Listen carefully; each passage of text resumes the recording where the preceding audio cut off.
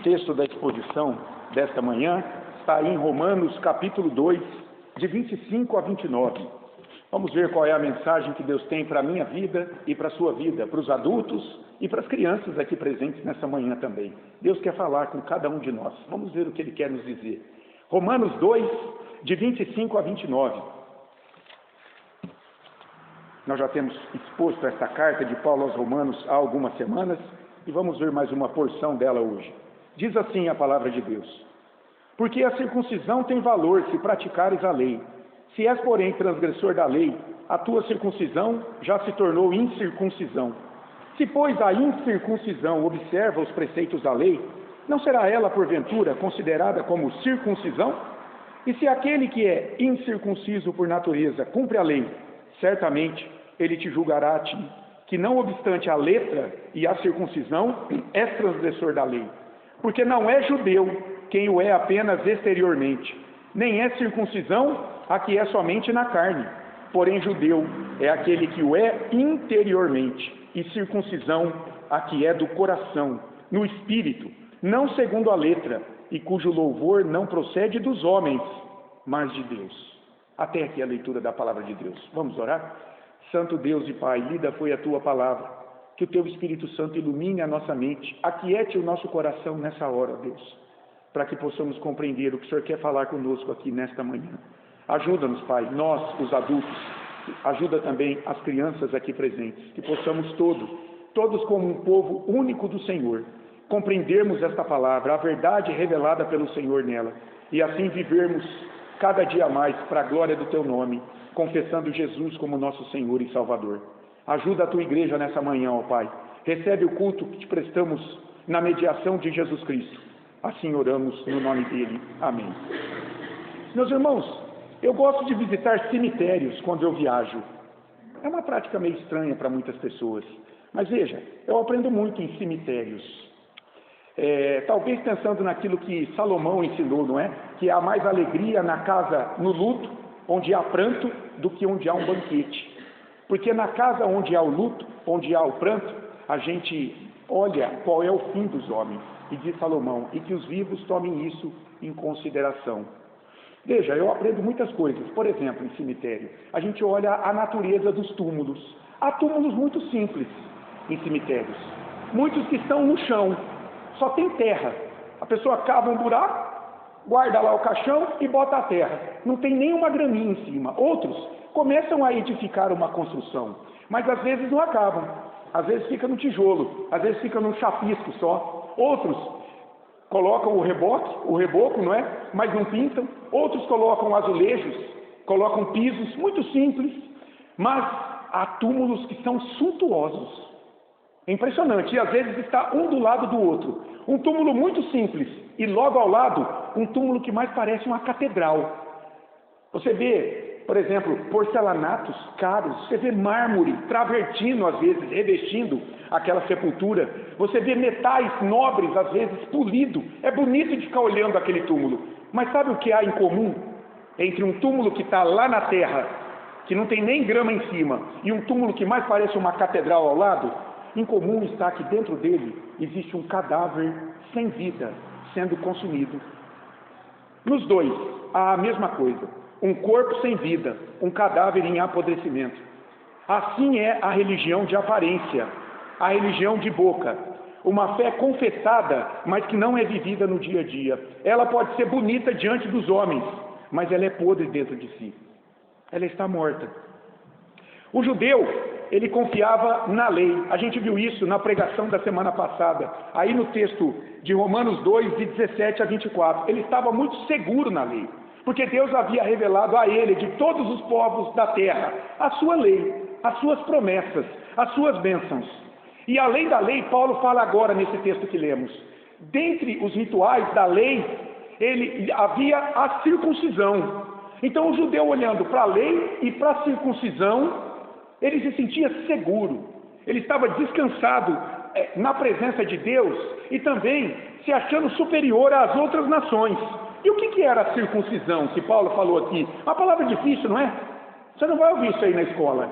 Circuncisão, incircuncisão. É uma palavra difícil. Veja, quando Deus ele chama Abrão. Abrão, lá em Gênesis 12, vivia lá em Ur, dos caldeus, na Caldeia, a região da Mesopotâmia. Era uma região, uma terra, que ficava entre os rios Tigre e Eufrates. Estava lá Abrão, adorador dos astros, ele era astrólogo, Abrão. Ele adorava as estrelas, ele adorava a lua. E Deus, então, na sua soberania e misericórdia, veio falar com esse homem. Chamou esse homem para deixar a sua terra, deixar a sua parentela e seguir para uma terra que ele não conhecia, para herdar uma terra, a terra chamada Canaã.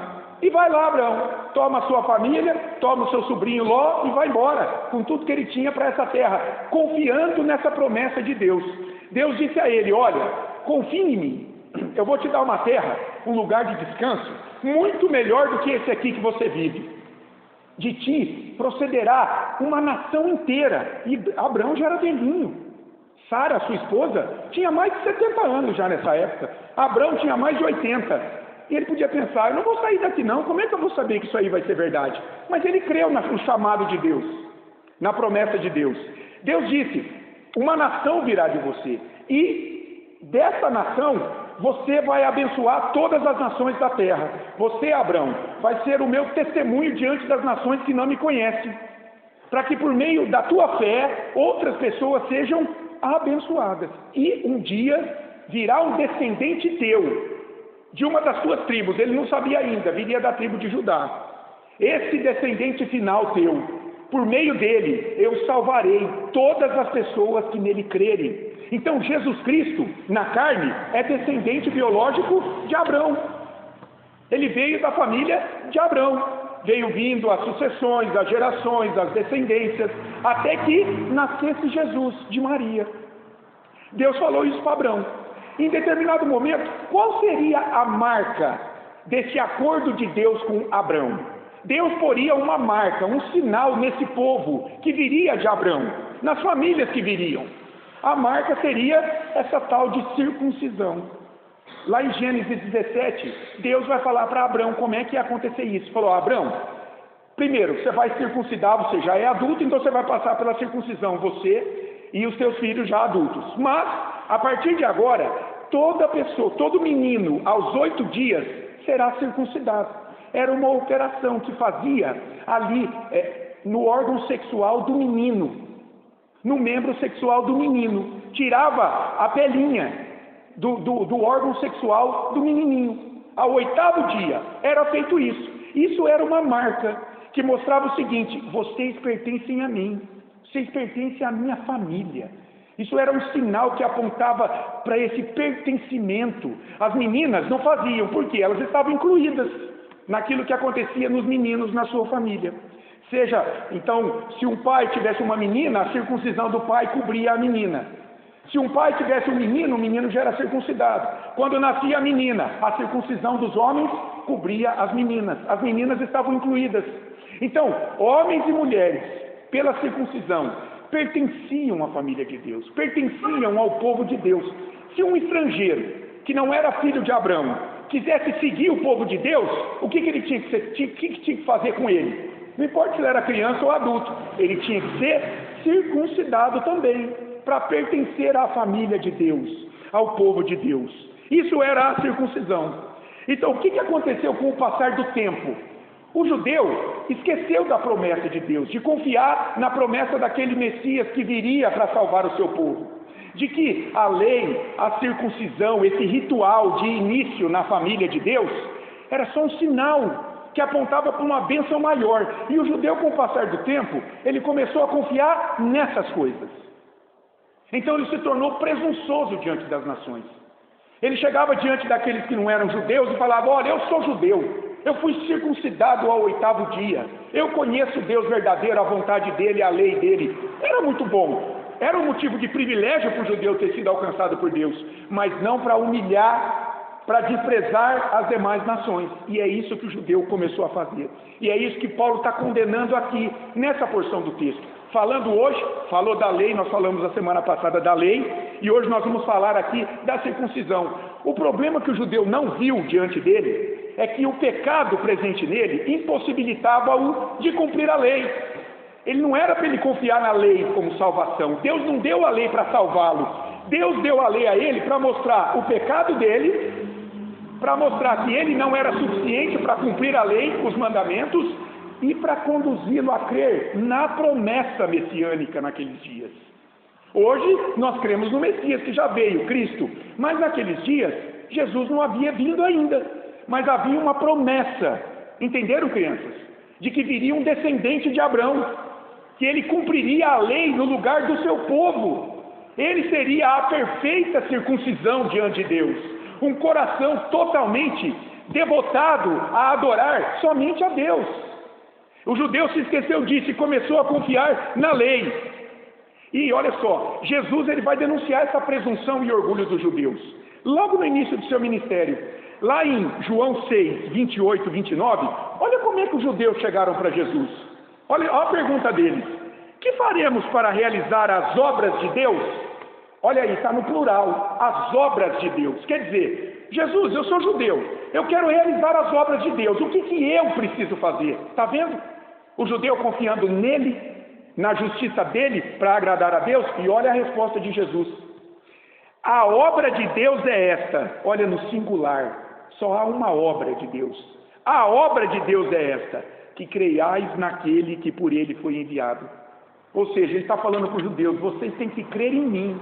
Eu sou o descendente final de Abraão, que fui enviado para cumprir a lei, que vocês não podem cumprir pelas obras de vocês. Então, Paulo vai dizer nesse texto que a circuncisão em si mesma, ela, como uma obra da lei, sem um coração convertido a Cristo, não salvaria o judeu do juízo de Deus. A vida desse judeu religioso era um túmulo bem cuidado diante dos homens, mas estava morto dentro de si. Daí o título desse sermão nessa manhã: a aparência da religião não pode salvar. A aparência de religião não pode salvar. Duas divisões muito simples aqui no texto. Primeiro, Deus rejeita a religião externa, versículos 25 e 27. Em segundo lugar, Deus aprova a religião do coração, versículos 28 e 29. Vamos ver então a nossa primeira divisão. Olha comigo de novo o versículo 25. Porque a circuncisão tem valor se praticares a lei. Se és, porém, transgressor da lei, a tua circuncisão já se tornou incircuncisão. Veja, Paulo começa dizendo: essa circuncisão, ou seja, esse ritual da lei que iniciava você dentro da família de Deus, esse sinal da aliança de Deus com você, que é o batismo na nova aliança, o batismo cristão substitui a circuncisão. Paulo está dizendo: esse ritual da lei, ele tem valor, quer dizer, ele vai te beneficiar, judeu, se você pratica a lei, ou seja, se você consegue obedecer a lei de Moisés em todos os seus mandamentos. Agora, esse é o ponto: quem é que obedece os mandamentos de Deus sendo desobediente em razão do pecado? Ninguém. Esse é o problema aqui do judeu. A circuncisão era uma obra da lei. Ele confiava que tão somente passando pela circuncisão, ele estava de boa com Deus, não é? Como as pessoas dizem. Não. Ele estava confiando em uma obra da lei, e o pecado impossibilitava essa confiança e essa salvação. O problema do judeu era esse. E ainda é lá na nação de Israel, uma nação que ainda espera um Messias que não veio e que confia nas suas obras, no seu jeito de adorar a Deus, seguindo os rituais de Moisés ainda. Olha só, obedecer à lei aqui, Paulo diz algo importante, porém a circuncisão tem valor se praticares a lei. Esse praticar a lei aqui na cabeça de Paulo tem valor se você confia na promessa de Deus de salvação pelo Messias, ou seja, se você tem fé em Jesus Cristo. Porque lá em Romanos 10, versículo 4, Paulo vai dizer: qual é o fim da lei? A lei de Moisés apontava para quem? Apontava para Cristo. O fim da lei é Cristo. Então ele está dizendo, em segundo lugar aí: se você, porém, é transgressor da lei, a tua circuncisão, essa tua obra da lei, já se tornou incircuncisão. Quer dizer, você vai ser tratado como alguém fora do povo de Deus, um incircunciso. Quem era o incircunciso naqueles dias? Era o gentio. Era o que não passava por essa operaçãozinha que era feita, que marcava o início de alguém na família de Deus. Paulo está dizendo, se você transgride a lei, você como um gentio, você vai ser tratado como um pagão.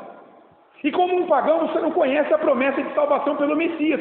Você vai ser condenado por essa lei, porque você está transgredindo, você está transpondo um limite moral estabelecido por Deus. Isso é a lei. O que são os mandamentos?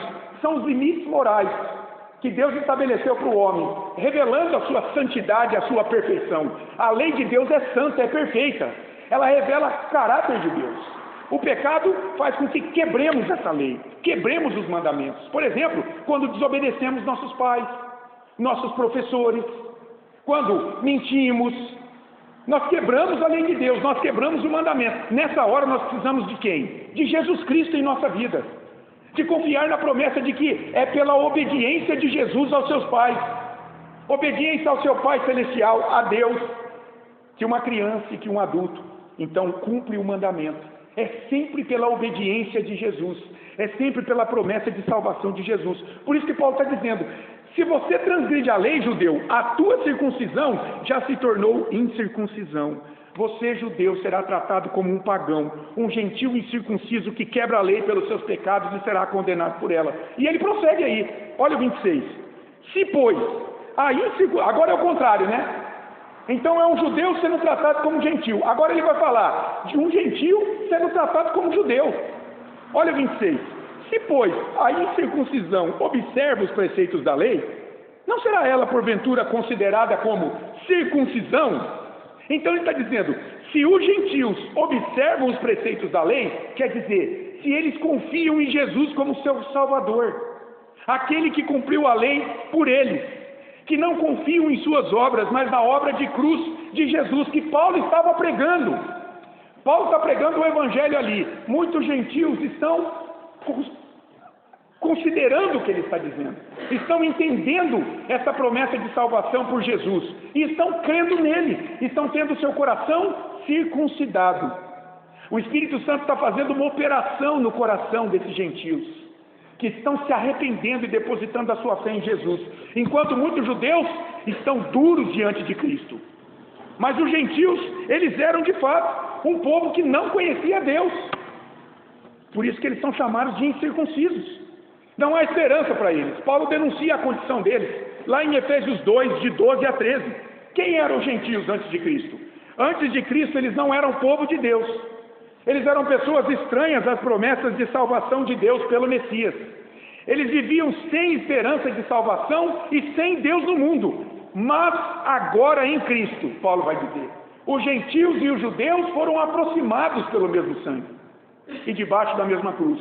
Ambos são o povo de Deus. Paulo prossegue no versículo 27. E se aquele que é incircunciso por natureza, veja, o gentio, se ele cumpre a lei, certamente, além dele ser parte do povo de Deus agora, olha o que vai acontecer. Ele te julgará a ti, judeu, que não obstante a letra e a circuncisão, és transgressor da lei. Paulo está dizendo aqui que o que importa não é conhecer a lei ou ter a circuncisão, mas obedecer à lei. E é claro que ele está considerando isso hipoteticamente, porque em pecado ninguém obedece. Esse obedecer à lei é aquele que conhece a Cristo e entregou a sua vida a Cristo pela fé, que cumpriu a lei no lugar desse fiel. Lá em Mateus 21, de 28 a 32, Jesus conta uma parábola, crianças, uma história de 2 filhos. Olha que interessante. Um pai tinha uma horta e ele tinha 2 filhos. E ele falou assim para o primeiro filho: filho, vai lá cuidar da horta para mim. O que o filho fez? Eu vou lá, pai. Mas no meio do caminho ele foi embora. O segundo filho, pai chamou: pai, filho, vai lá cuidar da horta para mim nessa manhã. O que o segundo filho fez? Eu não quero ir. Mas depois, arrependido, ele foi cuidar da horta para o seu pai. E olha só, olha o que diz Jesus, lá no versículo 31 de Mateus 21. Qual dos 2 fez a vontade do Pai? O primeiro, que falou eu vou, mas não foi? Ou o segundo, que primeiro falou eu não vou, mas depois arrependido foi? Jesus disse, o segundo. Então declarou-lhe Jesus: em verdade vos digo que publicanos e meretrizes os precedem no reino de Deus. O que Paulo quer dizer com isso aqui, ó? Quando ele fala assim, ó, E se o gentil, por natureza, obedece a Cristo, ele te julgará a ti. Que não obstante, você tem a letra, ou seja, você tem a lei de Moisés revelada e os rituais, dentre eles a circuncisão, transgride a lei. Paulo está dizendo assim, vocês são o primeiro filho. Deus se revelou a vocês. Vocês querem segui-lo, mas vocês querem segui-lo confiados em vocês. Vocês estão quebrando a lei pelo pecado, vocês serão condenados. Inclusive pelos gentios. Por quê? Eles são os segundos, eles não conheciam a lei, eles são como o segundo filho. Eles não queriam nada com Deus, mas uma vez chamados, eles se arrependeram e depositaram a sua fé em Jesus. E agora em Jesus eles cumprem a lei. Porque é isso, irmãos. Nós só cumprimos a lei por meio de Jesus. Porque é Jesus que satisfez plenamente as exigências de perfeição das obras da lei. Ninguém pode viver assim, nem o judeu, nem o gentil em pecado. Por isso, cumpre a lei esse gentil que se arrepende dos seus pecados e crê em Cristo como seu Senhor e Salvador. O judeu, enquanto isso, Paulo vai dizer, ele tinha a letra da lei. O que é ter a letra da lei? É ter a lei escrita. Os manuscritos, os pergaminhos, os rolos, de todos os 39 livros da lei, estavam lá nas mãos do judeu, mas ele não conseguia cumprir, ele era transgressor da lei. Paulo está dizendo aqui, nesse primeiro momento, que Deus rejeita uma religião externa, mas aprova a religião do coração. Segundo ponto, que muitos gentios estavam demonstrando em seus dias por crer em Cristo, como seu Senhor e Salvador. Olha o versículo 28. Porque não é judeu quem o é apenas exteriormente, nem é circuncisão a que é somente na carne. Veja, não é judeu, não pertence ao povo de Deus quem o é somente exteriormente, quer dizer, na aparência, visível aos olhos das pessoas. E o judeu era um povo que era visto como um religioso nos seus dias. Ele era considerado, ele estava lá nas praças orando a Deus, ele tinha um desejo de buscar a Deus, de adorar esse Deus que se revelara a ele. Esse não era o problema. O problema é que ele quebrava a lei pelos seus pecados e era também um legalista, e era um hipócrita, como já vimos, porque os mesmos pecados que ele cometia, ele condenava nos gentios. A gente viu no início do capítulo 2, Paulo censurando a hipocrisia dos judeus. E ele está dizendo, essa religião externa não pode salvar. Não é a circuncisão o que é exteriormente na carne, ou seja, aquele ritual de iniciação que é feito ao 8º dia no menininho, para todas as pessoas verem. Não é isso que salva. Não é essa a religião verdadeira. Então, quem é o judeu verdadeiro que pertence ao povo de Deus, que descansa em suas promessas de salvação? É esse, que descansa em suas promessas de salvação pelo Messias, e não que confia nos ritos da lei. Olha o 29. Porém, judeu é aquele que o é interiormente, e circuncisão a que é do coração, no espírito, não segundo a letra, e cujo louvor não procede dos homens, mas de Deus. Paulo está estabelecendo um contraste aqui, irmãos. Primeiro, entre ser judeu na aparência, exteriormente, com ser judeu interiormente. Ou seja, na convicção de que pertence ao povo de Deus pela fé na obra de Jesus, na obra de cruz. De outro lado, ele estabelece um contraste entre a circuncisão externa, no corpo carnal, em contraste com a circuncisão do coração, que é essa operação sobrenatural do Espírito Santo, que coloca a fé em Cristo nesse coração como resultado da sua justificação, do novo nascimento. Quando a pessoa é batizada pelo Espírito Santo, na sua regeneração, no seu novo nascimento, o que acontece ali? Deus abre mão das nossas obras, Ele nos coloca nas mãos de Cristo, para confiar somente em Jesus, como nosso Senhor e Salvador. Ele faz uma circuncisão no nosso coração, uma operaçãozinha sobrenatural. Ezequiel fala aqui, lá em Ezequiel 34, ele troca o coração de pedra por um coração de carne.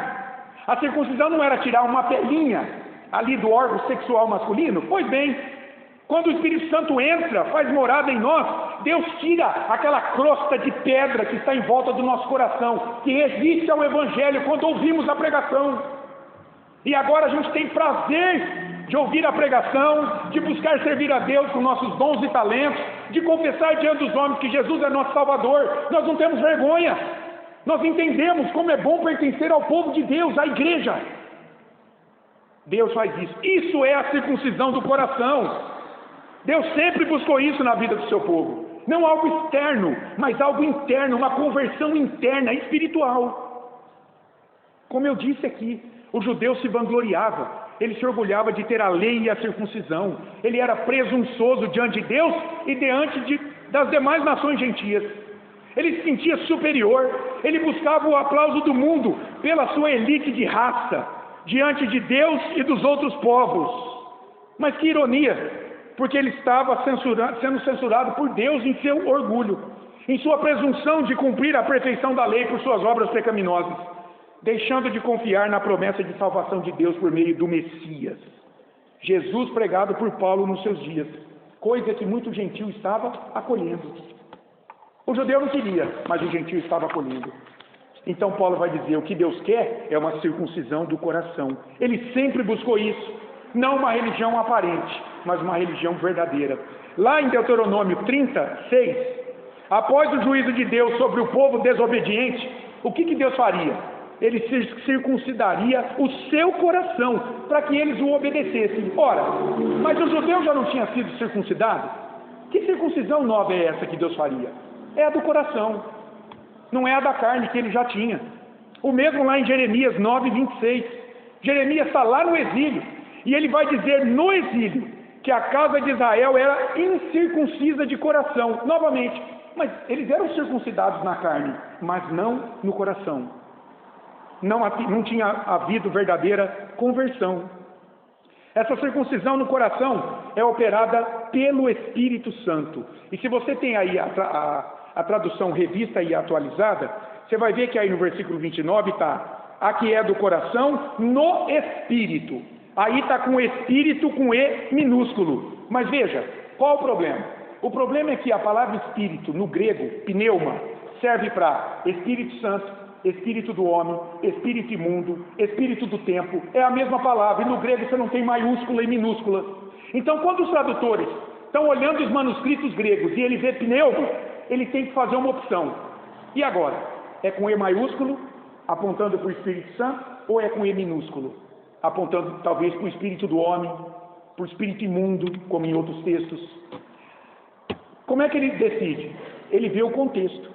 E aqui, o contexto aqui é, quem é que transforma um coração incircunciso, duro, em um coração circuncidado? É o Espírito Santo. Então aqui, em outras traduções, você vai ver esse Espírito com E maiúsculo. E eu então opto por essa tradução, que coloca E maiúsculo aqui, porque aqui está falando do Espírito Santo. É Ele que circuncida um coração duro, que confia nas suas obras, e não em Cristo para a sua salvação. Veja que interessante.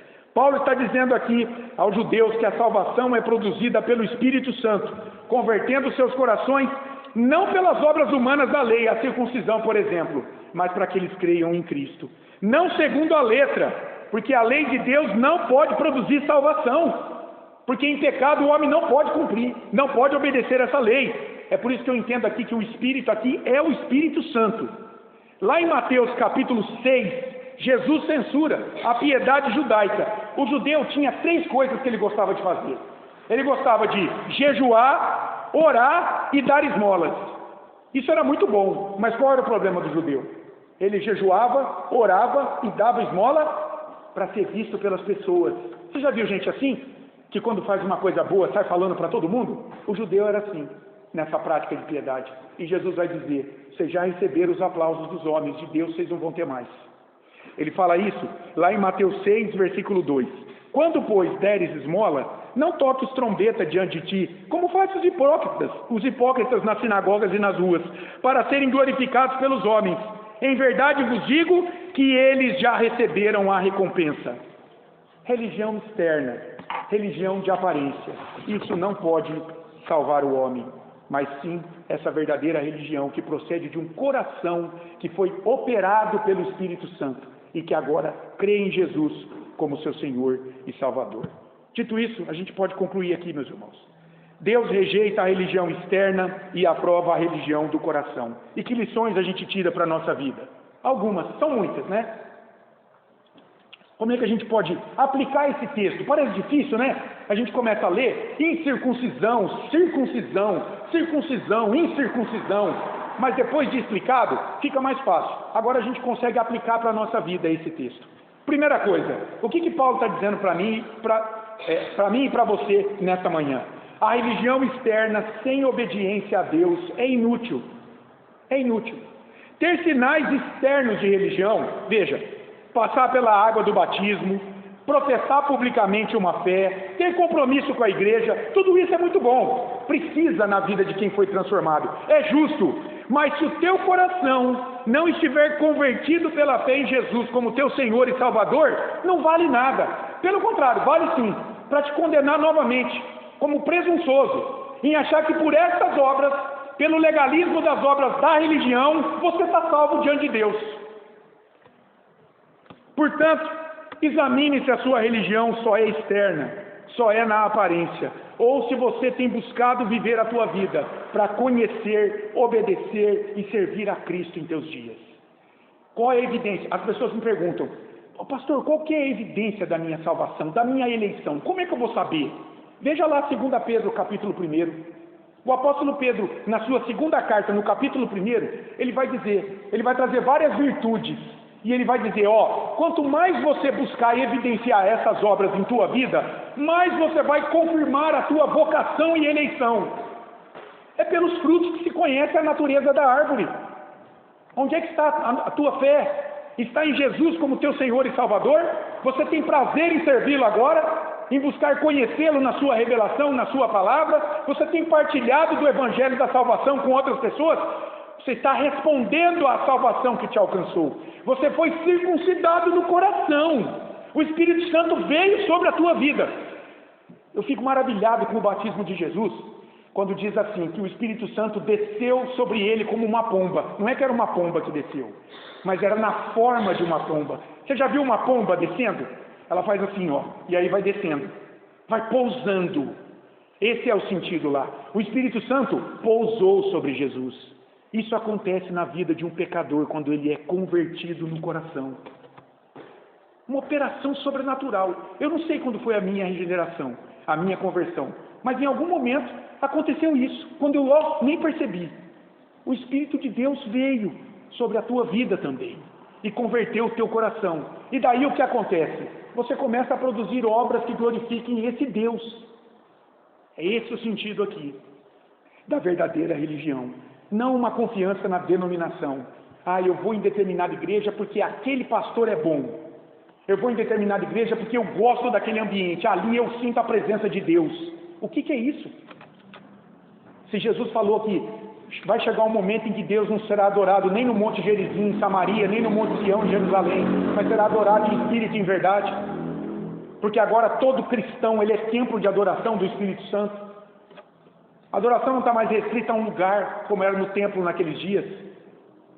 Então, nós temos que examinar se a gente está confiando na aparência da nossa religião, no CNPJ da nossa denominação, ou se a gente está confiando em Jesus Cristo como nosso Senhor e Salvador. É claro que o lugar é importante, não é todo lugar que prega esse Jesus. Você tem que ser alimentado pela verdade. Então, é claro que é importante ser em um lugar que tem compromisso com a Bíblia, com a Palavra de Deus, e não com o que o pastor acha que ele tem que falar. Mas cuidado para não confiar nisso. Cuidado para não confiar em homens. Cuidado para não confiar em instituições. Cuidado para não confiar no conforto da cadeira que você senta, se tem ar ou não, e por aí vai. Entenderam isso? Em segundo lugar, isso aqui é interessante. O louvor, o aplauso que importa nessa vida é de Deus e não dos homens. Examine a sua vida para ver se você tem vivido para agradar a Deus ou aos homens.